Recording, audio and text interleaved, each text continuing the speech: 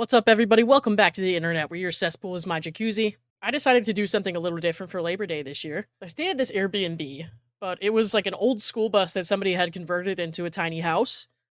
Let's take a look at the listing first, because this is my shit show, and my brain likes the scenic route. So you can see the big yellow school bus here. Somebody, put a little porch right next to the door. You can see there's disc golf here too, but I can't throw a frisbee to save my freaking life.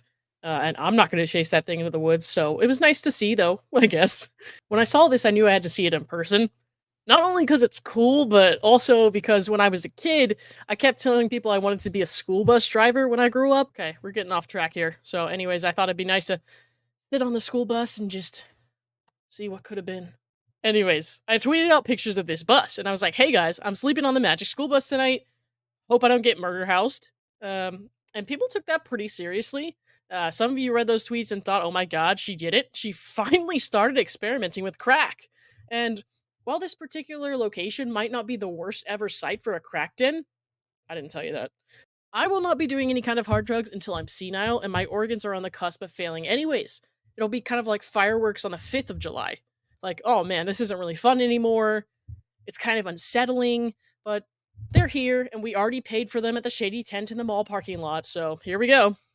Anyways, why was I taking this trip to the woods by myself?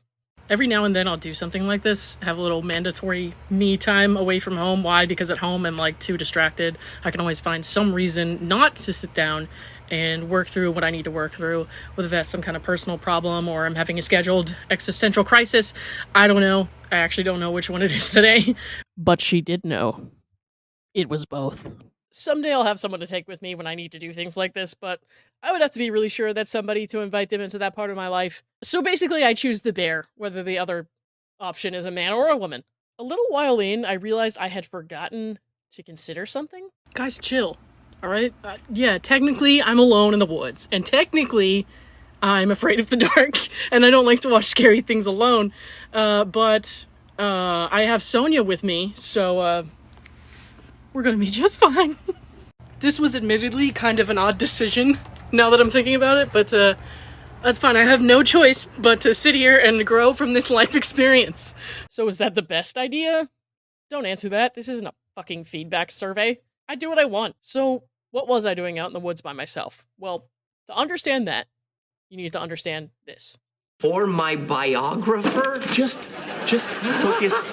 Dear Ted, Robin is the perfect girl for you, but she doesn't want to be in a serious relationship. You need someone who wants to settle down. So until Robin's ready for that next step, she's not your girl. I was a teenager when I saw that episode for the first time, and here's my box. I've been writing them for over a decade, and not just for, like, girl problems, for, like, jobs, or, like, whatever kind of stress I was going through. Anything, really. So when people ask why I'm back in school for digital media, it's a little hard to explain, but this is why.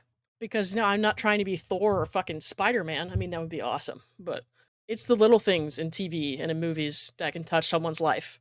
And this stuck with me for most of mine. So I've been able to go back through here and, like, look back at certain time periods and think, oh my god, look how much my perspective has changed or my life has changed since time has gone by. So when I see I was feeling really bad at this time, and all of a sudden this situation that I was so devastated by no longer matters, I remind myself, like, this is not the end of my life. It's not the end of the world. Whatever it is, I can push through. But I wrote a letter about getting ghosted in 2014. What is this? And then I do have, like, a bunch of reasons listed here why I should not care about this person at all, and why they're a giant red flag. And I'm reading this right now, and I'm thinking, she was kind of a drag. Like, it was such a big deal to me at the time, and now I'm like, who was this person? I don't remember her name, and I didn't write it in here. Otherwise, I would send her a fucking thank you card. One thing I will tell you is that if you do something like this, do not forget your bug spray. I made that mistake.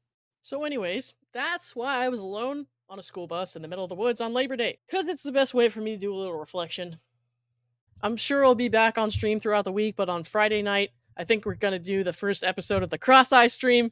It's basically a very bad, loosely based version of Queer Eye, where a bunch of straight people try to help me with something. We can't go, like, shopping and me trying on different clothes and stuff like that. It's just not gonna work. So these guys are gonna help me craft a Hinge profile, because clearly I'm doing something wrong. Anyways, that's all for now. I will catch you guys next time.